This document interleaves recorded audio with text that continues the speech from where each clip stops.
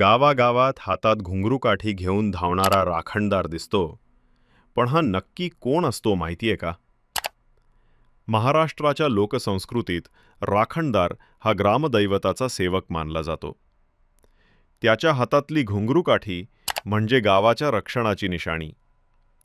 या काठीवर बांधलेली घुंगरं संकट दूर पळवतात असं मानलं जातं. राखणदार गावातल्या जत्रा, यात्रा आणि देवाच्या पालखीच्या वेळी पुढे धावत असतो. परंपरेनुसार तो गावाच्या चौकटीचा संरक्षक आहे.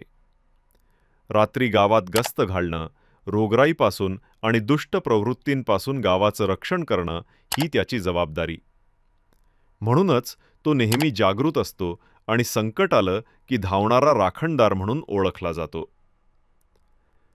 राखणदार म्हणजे फक्त देवसेवक नाही, तर गावाचा खरा संरक्षक. आजही महाराष्ट्राच्या परंपरेत त्याचं स्थान अभिमानाचं आहे.